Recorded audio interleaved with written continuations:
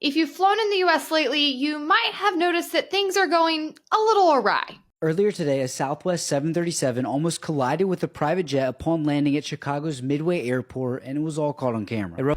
FedEx 1432 Heavy, that is affirmative, sir. When they left, you are clear to land. Traffic departure prior to route to 737. Roger. Southwest 10 confirm on the road. Roll on now. Southwest aboard. FedEx is on the go. Apparent concern from the tower as the Southwest flight remained on the runway. Southwest 10 confirm on the road. Roll on now.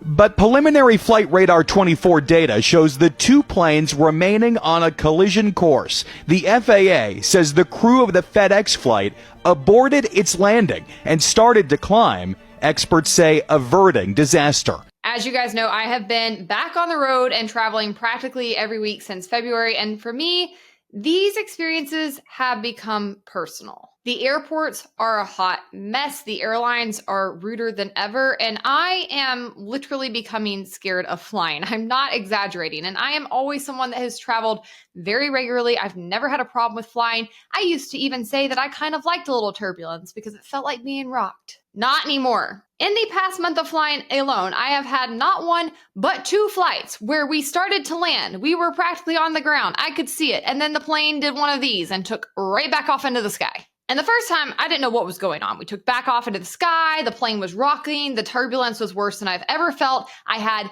two children begin throwing up next to me, one on either side. And after about 10 minutes of this, the pilot finally came on the intercom and explained that we had just, gotten a little too close to the plane in front of us when we were landing and had to abort.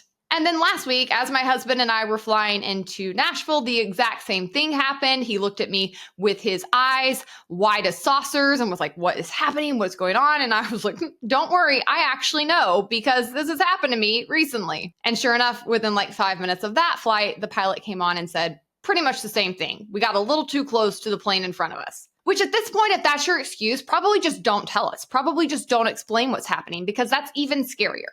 And it's not just the mounting safety concerns either. Passengers have become even more unruly than they used to be, which is really saying something. Like, I truly don't know what holes these people crawl out of, but I don't think they're in the same stage of evolution as I am. And then the airlines themselves have become even more hostile to their quote customers. And on top of all of that, airport security is getting more aggressive and crossing constitutional boundaries like demanding to search people's phones. The whole system is breaking down and we have to talk about it.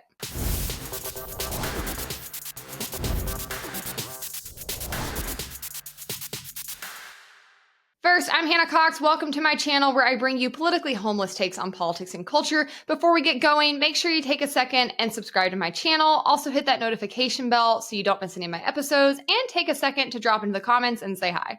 Now, as I have been whining about my experiences both in airports and in the air on social media over the past couple of months, I've had a number of people who are apparently new to me say, well, maybe you're just traveling more, or maybe your routes are different. No, I have always been an avid traveler. Things are getting worse. You're not going to gaslight me. In fact, I am such an avid traveler that during 2020, like the early part of 2020, I was often the only person on some of my flights. And for years, I have made fun of people who were nervous travelers because, again, it's just never really bothered me. Like, I used to think the people who would clap when they landed the plane were super weird. And the people who got all like jittery about turbulence, they would kind of make me laugh. Now I clap too. Now I understand what we're clapping for. Turns out it's harder to land a plane than we thought. But the reasons behind this increase in near collisions should concern you is because the reasons are multifaceted and mounting. We have a massive shortage of air traffic controllers, and it actually dates back to the Reagan era and has compounded over time. But when we hit COVID, it really tipped over the edge. I know there's a lot of people who want to blame the current administration for what's happening. And while I think there could be some points to that, if you're being intellectually honest, you have to look at where this really started revving up, and it was during the pandemic. And I tried to go and gather some data for you guys on this to prove it to you, because it's one of those things where it's like, I was there, I know. And I feel kind of gaslit by the data that I'm gathering, right? Like, I'm sure I could really dig deep and probably find something that backs up what I want to say here.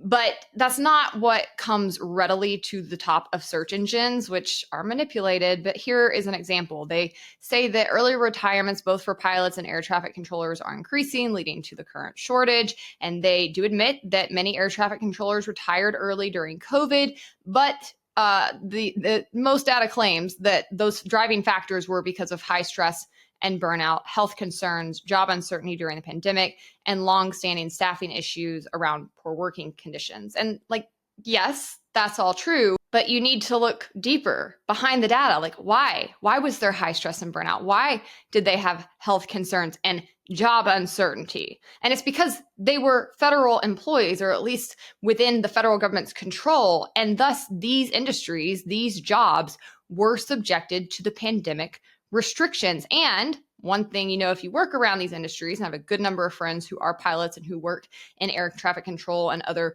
related jobs, is that these are more conservative fields. Not everybody within them is a conservative, but they have higher percentages of conservatives. And thus they had more people who saw through the of pandemic policies and were not going to comply with them. And so they took early retirement and buyouts. Even the data here admits that President Biden's federal vaccine mandate applied to federal employees, including FAA staff, starting in late 2021. But they say while some federal workers did object, a minimization if I ever heard one, there is no record of widespread resignations or retirements among air traffic controllers specifically due to vaccine mandates. But there is record of widespread resignations and retirements. You just didn't document it based on that being the factor. Now, obviously, there were other factors that contributed to it, like burnout and poor working conditions. Those had always been a problem because there had been shortages even before.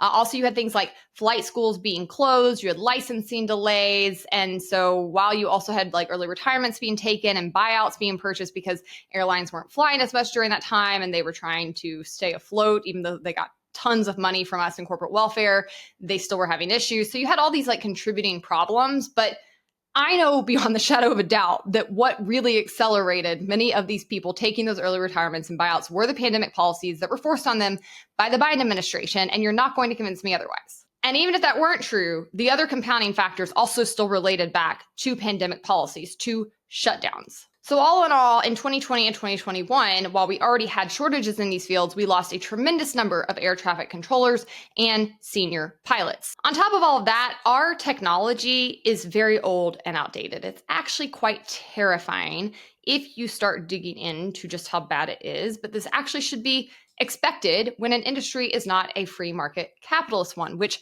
no one with a straight face could argue that it is.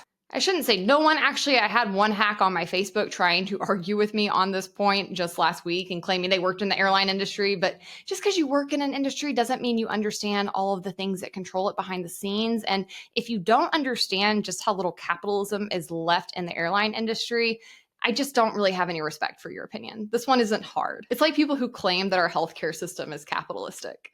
Just tell me you don't know what capitalism is without telling me. The best way to know if an industry is a capitalist one or not is if there has been a tremendous number of bailouts, because there are no bailouts in capitalism. In fact, failure is an essential component of capitalism so that you can get rid of the businesses that aren't operating very well and make room for new ones. There's competition.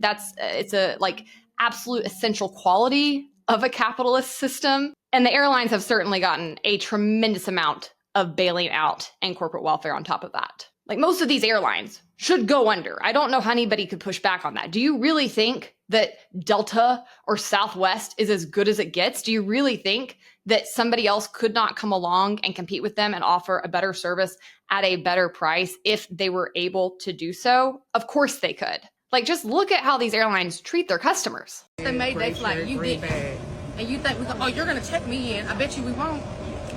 Okay. I paid for a ticket. And you didn't pay $25 for agent assistant, and you checked in 3 hours later. Hello. I just said that I was going to get on your flight. Yeah, I just said that I would pay the $25. And you thought you was going to get on your flight. And you thought you was going to get on your flight. And you thought you was going to get on your flight. And you thought you was going to get on your flight. I literally paid for a ticket. I'm here 30 minutes. I'm here 30 minutes before my flight, and they're not letting me check in. And you're not getting on your flight. Because it's a policy. We don't control that.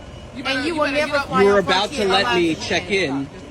You were about to let me check in, and you decided that you ain't gonna let me check in. Make me check you in. Make You me literally check you in. work for a Make company me that check I you bought a in. plane Make me check ticket you for. in. I'm here 30 minutes before the Can you flight. please leave, sir? No, Can you please leave my personal space? I'm not in your personal space. You in This my is face? not your I work personal here. space. This is my stationery. This is not I'm at your front here. personal space. You work for a company. This you is get loud not for your work. personal space. We ain't gotta worry about it. We ain't gotta worry about it. You don't have to We ain't worry getting about on it. You're flight. literally not doing ain't your gotta get on job no flight. for a customer that has paid for a plane ticket to get home. I told you to stop putting the camera on me, sir.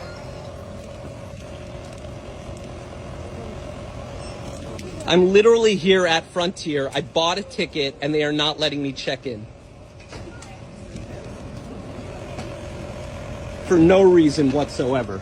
Well, you said you're never flying the airline again, so we might as well help you out and have you not fly the You can go airline. over to But I've already bought a ticket. Flying on an airline is the only time I really feel like I have to buy back my human rights as a consumer. And that's because the airlines have been insanely regulated, subsidized, and restricted, and at this point have been basically granted almost monopolistic power in the market by the government, which is why there is so little competition and why even atrocious businesses still have sold out flights. Speaking of sold out flights, did you know the government also controls the number of flights that we have? Also the routes that airlines can schedule. They control the number of gates each airline gets, how many slots they get per day. They control how many hours pilots and crew can work, how often aircraft must be inspected. Like the list goes on and on and on.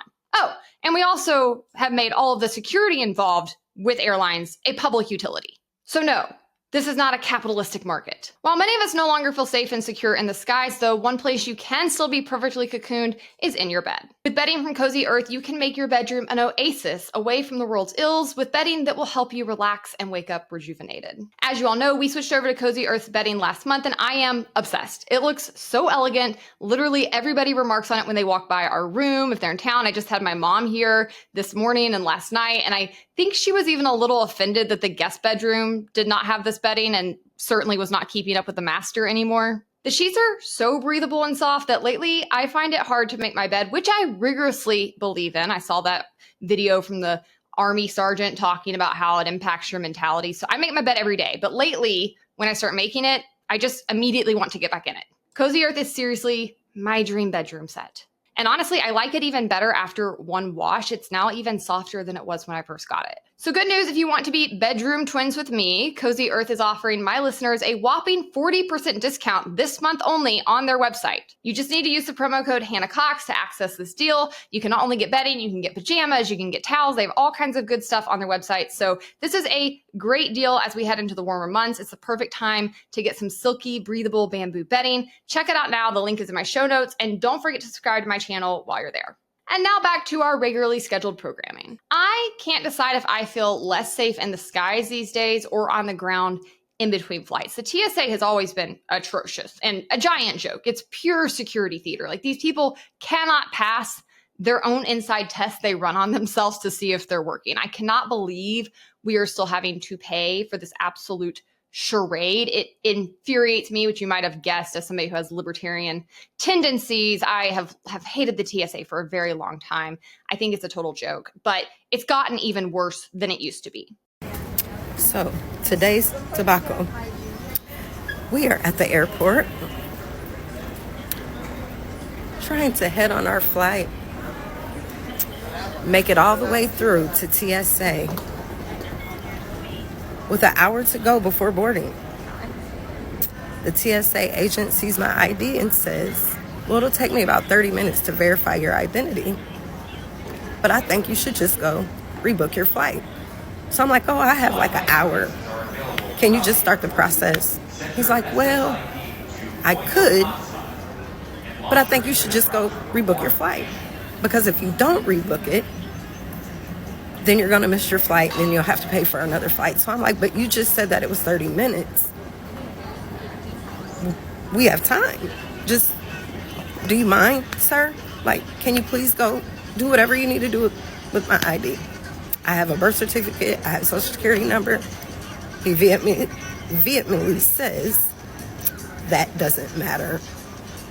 So I'm like, okay, sir, if you could just do the process that you were saying, verify me, I'm fine with that. I have the 30 minutes. And as of now, I can still make this flight. He was like, well, why don't you just look and see if you have another form of identification? And I'm like, well, I have credit cards, checks. Like I said, I have like all kinds of stuff going on, but I don't have anything else. I think, what did he ask me if I had a expired ID and a passport? And I said, well, I do have those, but I don't have them on me. Like, people don't carry those. So he's like, just look again. So I'm like, sir, do you mind just starting the process? Because like now time's kind of ticking. He's like, well, if I was you, I would just go rebook your flight.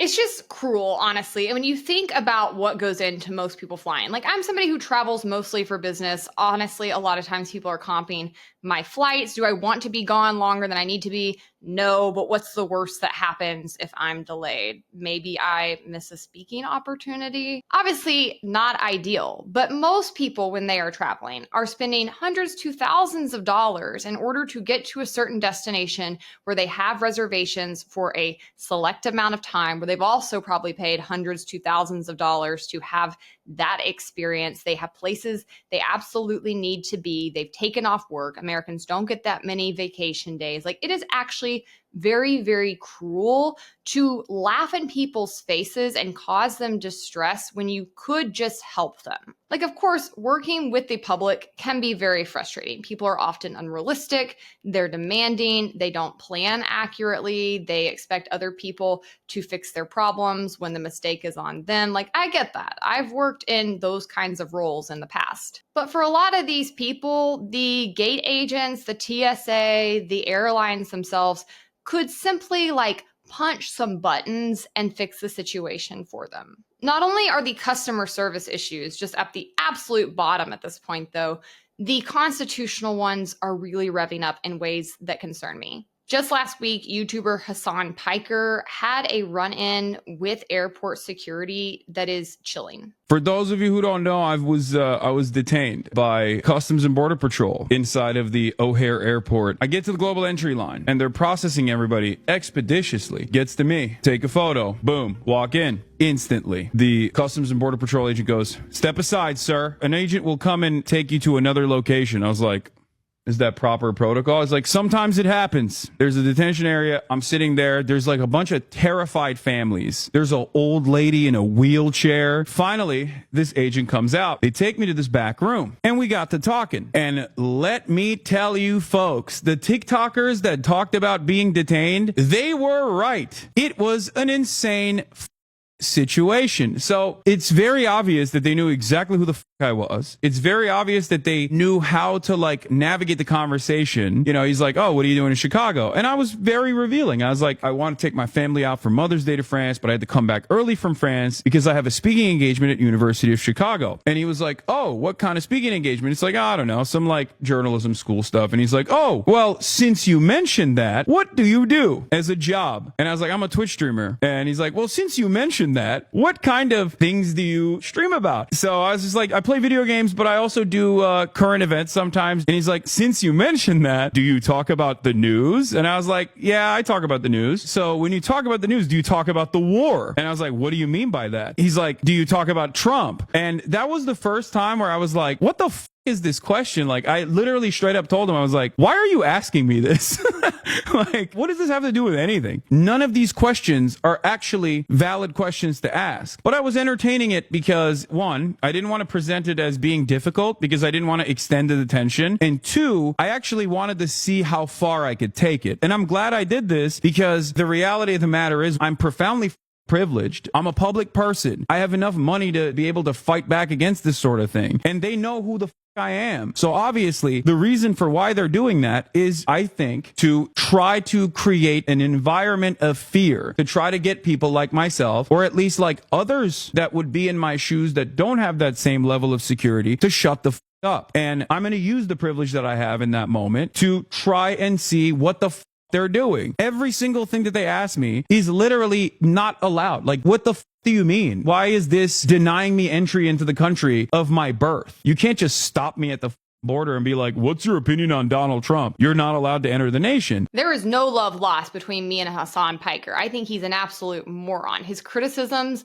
of my amazing appearance in the Jubilee Network's communism versus capitalism debate were some of the dumbest I've ever heard in my life. I honestly cannot believe he has the following that he has. I guess there's just a lot of other stupid people out there. But the point here being, Hasan Piker has a right to be a loud and proud idiot online. He absolutely has the right to criticize his government and the president and any war we might get in.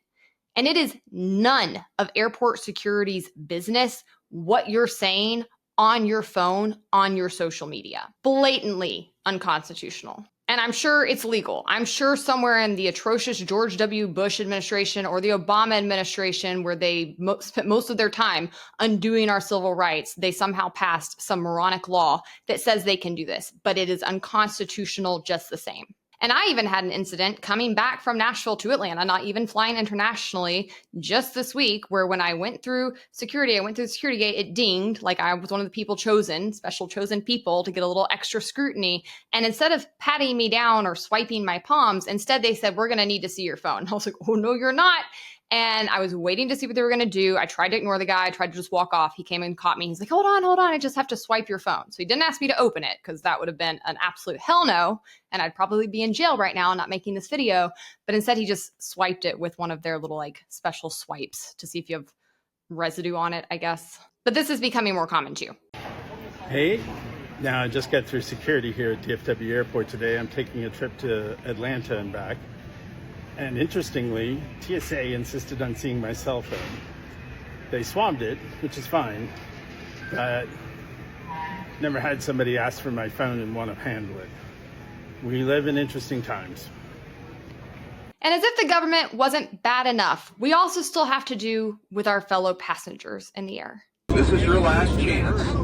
You will get the lighter back and you get the Phoenix, but at this point in time, if you do not give up the lighter, I will divert the aircraft to Denver.